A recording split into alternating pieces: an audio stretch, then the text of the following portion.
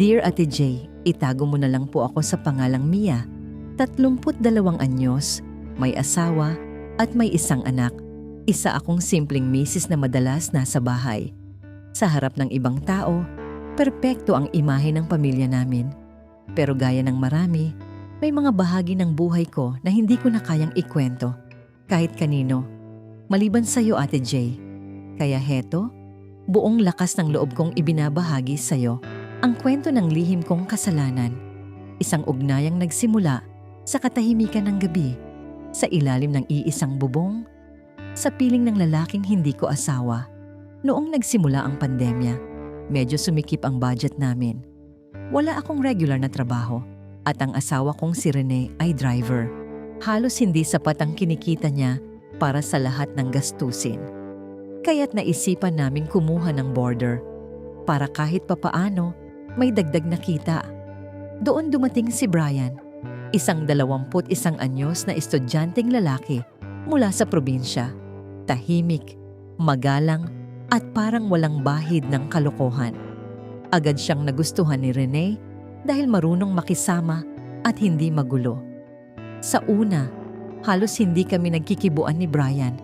Pero habang tumatagal, napapansin ko na may kung anong init sa mga mata niya kapag nagtatawanan kami o kapag nakasuot ako ng sando habang naglilinis ng bahay.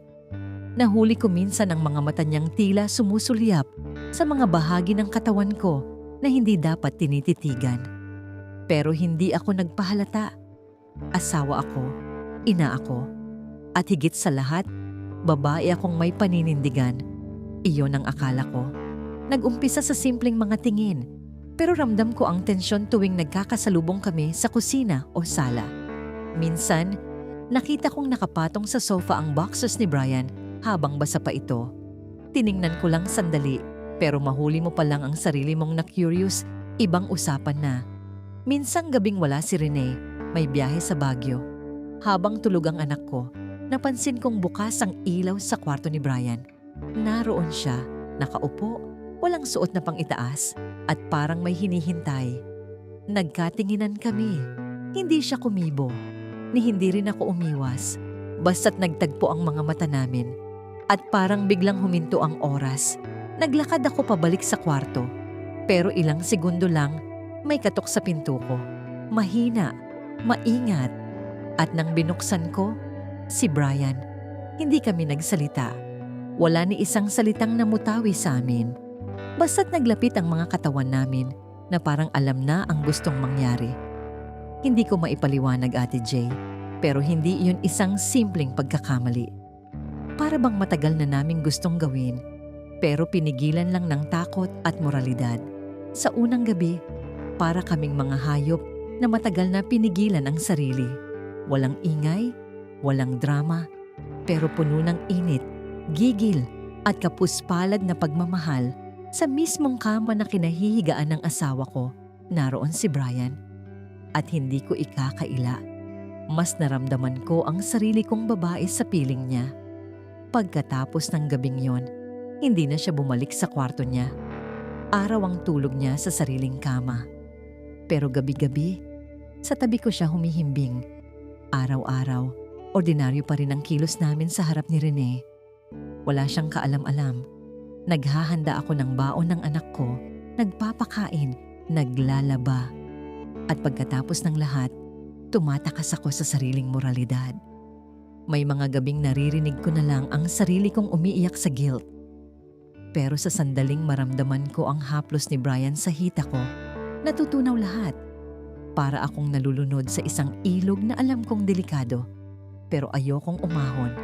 Isang araw, muntik kaming mahuli. Dumating si Rene ng maaga mula sa biyahe. Nakatulog kaming magkatabi ni Brian, nakayakap siya sa akin. Buti na lang, mabilis kaming kumilos. Muntik na, Ate J. Muntik na kaming mabisto.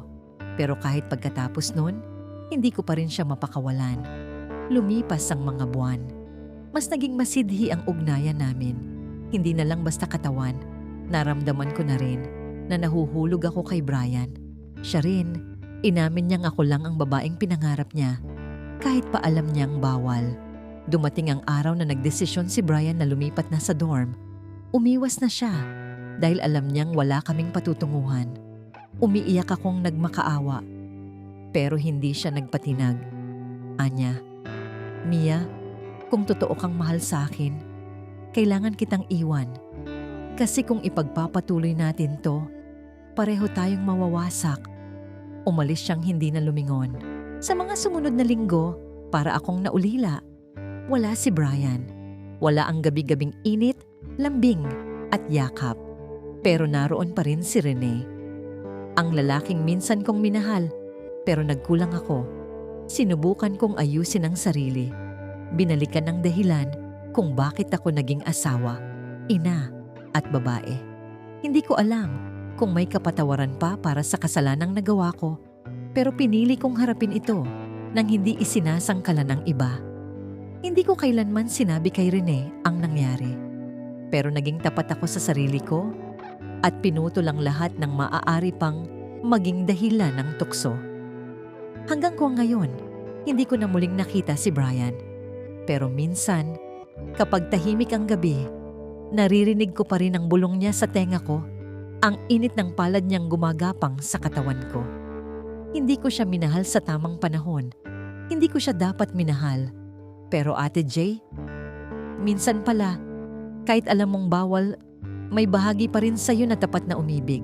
At yan ang kwento ng buhay ko, Ate Jay. Ako si Mia at siya si Brian, ang nagpanggap na border. Pero naging kalaguyo ko gabi-gabi. Mga ka-confess, maraming salamat sa pakikinig sa kwento ni Mia. Isang kwento ng tukso, kasalanan at bawal na pagmamahal.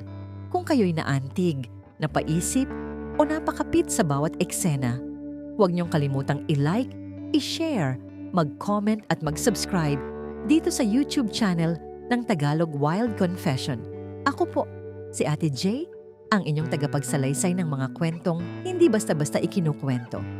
Hanggang sa susunod na madamdamin at mapangahas na pag-amin, dito lang sa Tagalog Wild Confession, kung saan ang bawat kwento may init, lihim at damdamin.